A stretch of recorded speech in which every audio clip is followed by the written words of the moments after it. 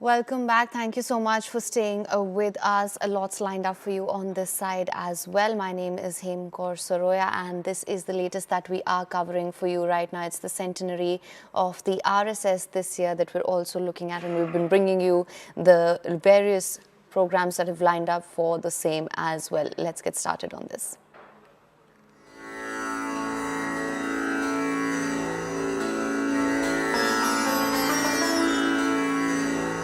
मुझे यहाँ बहुत आनंद का अनुभव हो रहा है। यहाँ हिंदुओं को एक साथ देख करके मैं गदगद हूँ। हिंदू वो ताकत है जो सबको संगठित करती है। हिंदुस्तान में रहने वाले सभी व्यक्ति हिंदू हैं, चाहे वो किसी भी धर्म, किसी भी जाति, किसी भी प्रथा के हों।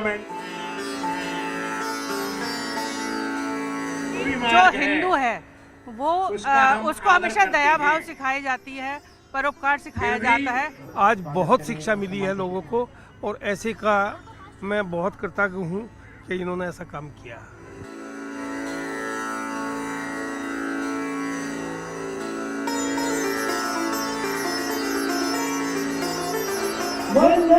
Today we are at Meerut in western Uttar Pradesh, where the Rashtriya Swayamsevak Sangh is organizing one of its large-scale Hindu Sammelan as part of its centenary year outreach.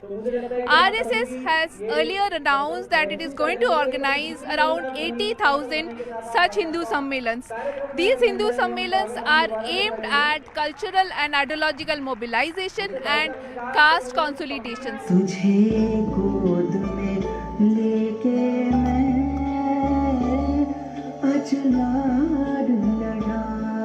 Sir, ये हिंदू सम्मेलन आपने ऑर्गेनाइज किया है यहाँ पे, तो क्या significance है? Is this only outreach program कि इसका और भी बियॉन्ड और भी कुछ सिग्निफिकेंस है? यहाँ पर मेरठ में हिंदू सम्मेलन आयोजन समिति बनी यहाँ शास्त्री नगर में, और यहाँ के लोगों ने इसका आयोजन किया संघ के 100 वर्ष पूरे होने पर। इसमें इस इलाके के सभी हिंदू समाज के लोगों को निमंत्रण दिया गया और इसमें आज हजारों लोग जो आए हैं, आपने इस कार्यक्रम में देखा है। एक ही उद्देश्य है कि इस देश की पहचान हिंदू से है, तो हिंदू समाज संगठित होना चाहिए।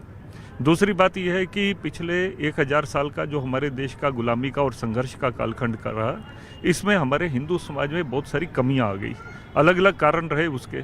आज उन सब कमियों को छोड़कर हिंदू के नाते इकट्ठा हो और उन कमियों को समाप्त किया जाए, उसके लिए इस कार्यक्रम का आयोजन किया गया है।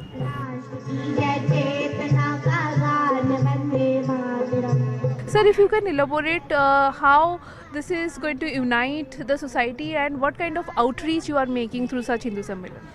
जो स्वर्गीय भारत रत्न श्रद्धेय अटल जी ने कहा था, हिंदू तन मन हिंदू जीवन, रग रग हिंदू मेरा परिचय है, और मैं समझता हूँ जिसमें तमाम नदियाँ आकर गिरे वो सिंधु हैं हम।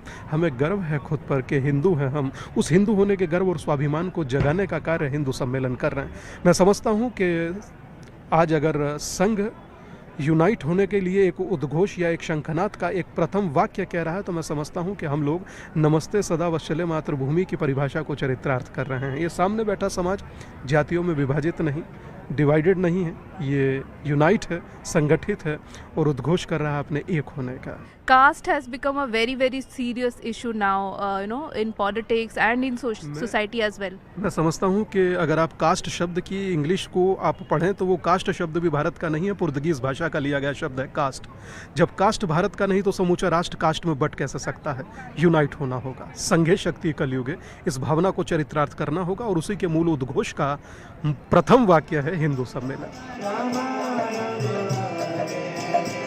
ये सम्मेलन के थ्रू सर आप कास्ट को, सारे कास्ट को कैसे एक जगह लेकर आ रहे हैं, कैसे हर घर तक पहुंच रहे हैं, वो अगर थोड़ा सा बताएं। और इस सम्मेलन के थ्रू मैसेज क्या है सर? कि कश्मीर से लेकर कन्याकुमारी तक, गुजरात से, राजस्थान से लेकर त्रिपुरा आसाम तक, इतना विशाल हिंदू समाज ये जाति में बट गया है, पंथ में बट गया, क्षेत्र में बट गया है।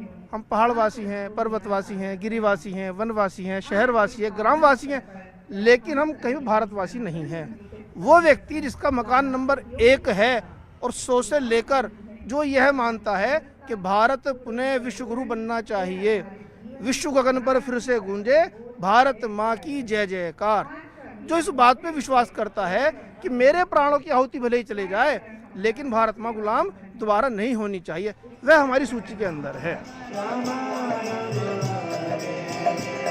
What does this Hindu Sammelan signify according to you? In Gita, Krishna says actually, matta parataram nanyat kintit asti dhananjaya mai sarvam itam protam sutre manigala aiva.